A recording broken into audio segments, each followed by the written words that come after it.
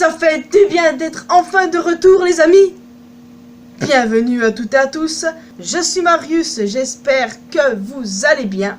Alors aujourd'hui bien évidemment je vais vous parler du dernier chapitre de One Piece et comme d'hab il y a pas mal de choses à dire. Ça fait vraiment du bien d'être de retour les gars, vous pouvez pas savoir à quel point je suis contente. Bon, c'est vrai que techniquement je suis de retour depuis vendredi dernier. Si vous avez suivi ce qui se passe sur ma chaîne secondaire, vous savez de quoi je parle. Mais je parle de cette chaîne les amis, où je n'ai pas publié de vidéo depuis longtemps. Trop longtemps à mon goût. Parce que tous ces problèmes ici et là, ça me faisait vraiment chier de ne rien pouvoir faire.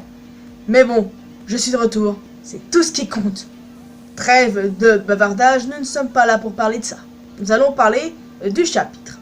Mais avant de nous centrer sur ce qui s'est passé dans le chapitre, bien entendu, nous allons parler de la première page. Et franchement, il y a de quoi dire là-dessus, c'est très intéressant. En effet, il s'agit évidemment de la suite des mini-aventures du Germa. Cette fois, nous retrouvons Cracker et Brûlé qui pensent que le Germa, autrement dit Reiju et Ishiji, ont débarqué. C'est, de mon point de vue, assez évident que ce ne sont pas eux les intrus qui ont débarqué à Whole-Cake Island. Vous vous rappelez, pas le chapitre précédent, parce que c'était une page en couleur, mais l'autre, deux individus ont débarqué à Chocolat Town. Et ces individus étaient dans l'ombre. Et si c'était Reiju et Ishiji, pourquoi sont-ils dans l'ombre? Ça n'a absolument aucun sens. Donc c'est assez évident que pour moi ce sont deux autres personnes. Mais qui? Je n'en sais rien. La dernière fois j'ai évoqué l'idée que ça pouvait être Crocodile et Das Bones, parce que ça ressemble à leur dégaine évidemment. Mais très honnêtement, qu'est-ce qu'ils foutraient à Whole-Cake Island? Bonne question. Donc voilà, c'est assez bancal sur ce sujet. D'après vous, de qui s'agit-il? Parce que clairement ce n'est pas Reiju et Ishiji. Non, ils seraient pas dans l'ombre sinon. Enfin, voilà. Nous allons parler du chapitre maintenant les amis. Oui je sais, je le répète encore et encore, mais on approche vraiment de la fin de plus en plus. Plus les chapitres passent, plus la fin est imminente. Et franchement ça me rend un petit peu triste de savoir que cet arc va finir. En même temps, il faut bien que ça se finisse un jour, n'est-ce pas? Le chapitre s'est ouvert sur l'attaque de Luffy et sur un Momonosuke pris au dépourvu. Il va sûrement tenter le tout pour le tout à mon avis. Il finira sans aucun doute par y arriver. Ensuite, nous avons Kaido qui nous montre une forme finale. Ce qui est potentiellement l'éveil de son fruit. À mon avis en tout cas. Et c'est vraiment une forme particulière. Ça change complètement de sa forme dragon normale. Là, c'est un putain de dragon de flamme quoi. Et très franchement les gars, je ne sais pas vous, mais je la trouve magnifique. Kaido a tellement la classe, que ce soit sous sa forme humaine, sa forme hybride, sa forme dragon, ou encore maintenant cette forme. Il reste badass, il reste stylé, il a la classe, quoi qu'il arrive, c'est complètement fou d'avoir autant de flow. Mais il y a énormément d'antagonistes qui ont flow, Crocodile, Doflamingo, Katakuri, bref, Kaido, mais lui, il est vraiment à part. Et très clairement, je vous l'annonce, hein, le combat Luffy Kaido, il va être dans top 1, clairement la première place. Là, je le dis. Enfin bon, attendons l'issue du combat pour se faire une opinion, mais très clairement, il va voler la première place. Ô combien j'aime Katakuri, je suis désolé. Donc voilà, cette forme est incroyable et j'ai vraiment hâte de voir ça dans l'anime. Bon, on va attendre très longtemps pour la voir, mais ça peut être que badass. D'ailleurs les amis, notons que Luffy nomme son attaque Bajrang. Je sais pas si je le prononce bien, mais ma bad, hein. Et du coup, ce mot, c'est l'un des épithètes du singe blanc divin nommé Hanuman. J'en ai déjà parlé brièvement lors de ma review sur le chapitre 1045 et ça se concrétise sérieusement là. Par ailleurs, la dernière fois, je vous avais dit que cette théorie ne venait pas de moi, mais je ne vous ai pas dit de qui elle venait. Et pourtant, je sais que j'aurais dû le faire, donc je vais le dire avant qu'on m'insulte de plagieuse, n'est-ce pas? Donc, félicitations à Kai Shinsei, qui est l'un des seuls à dire que Luffy est inspiré de ce fameux Hanuman. Clairement, bravo à lui.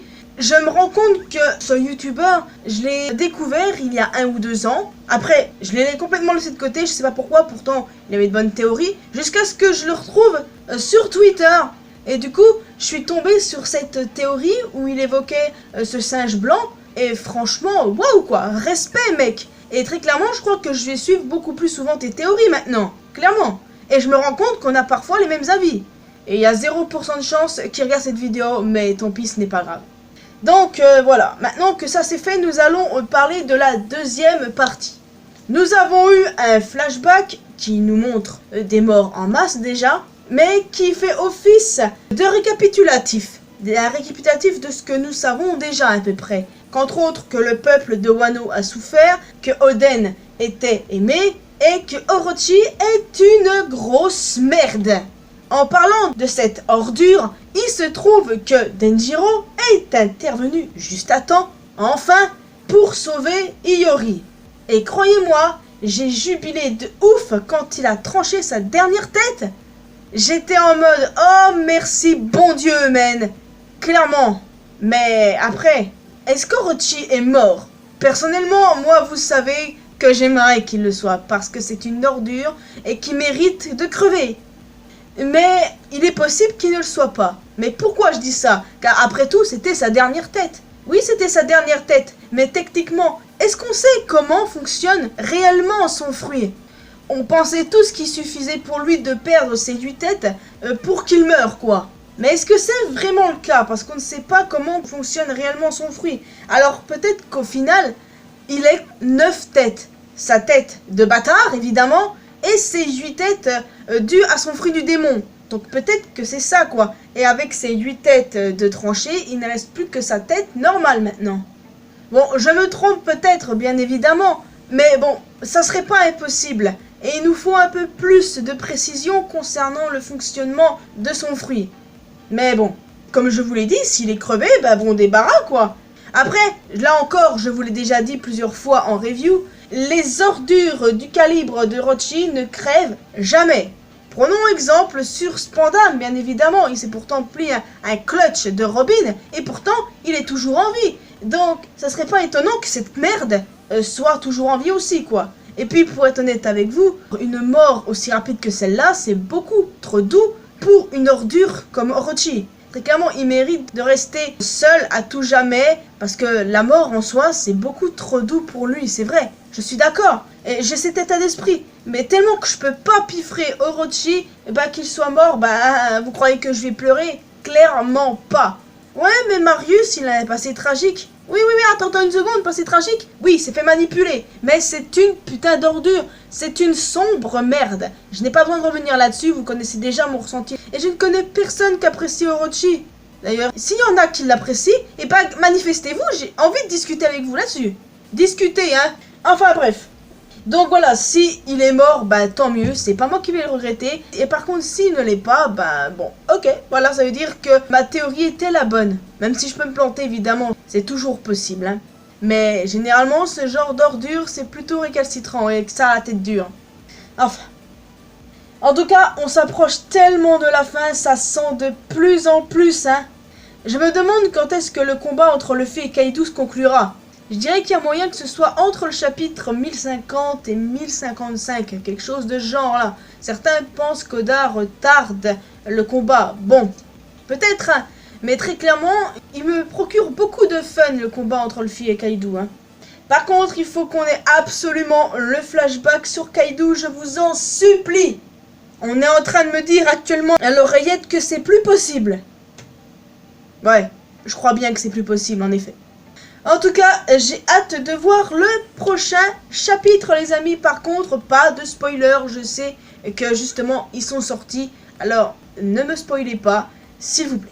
Ayez pitié de moi, voyons donc. Enfin bref, il est temps pour moi de vous laisser ici, les amis. N'hésitez pas à me dire ce que vous avez pensé de ce chapitre. Dites-moi ce que vous pensez de cette forme finale de Kaido, qui est certainement due à l'éveil de son fruit. Et franchement, je kiffe cette forme. Clairement, je kiffe. Je kiffe Kaido tout court, même si lui aussi c'est une ordure. mais quand même moins qu'Orochi, parce qu'il y a une très grosse différence entre Kaido et lui. Ouais, très clairement. En tout cas, n'hésitez pas aussi à me dire si vous pensez qu'Orochi est mort ou non. Et voilà, c'est ça qui est ça. Donc voilà les amis, je vous laisse officiellement ici. Laissez un petit pouce bleu, un commentaire. Rejoignez-moi sur mes réseaux sociaux, Facebook, Twitter et Instagram. N'hésitez pas à rejoindre la communauté mariusienne sur Discord. Et le plus important, abonnez-vous à cette chaîne ainsi qu'à ma chaîne secondaire pour que l'on puisse se retrouver dans une prochaine vidéo. Ciao!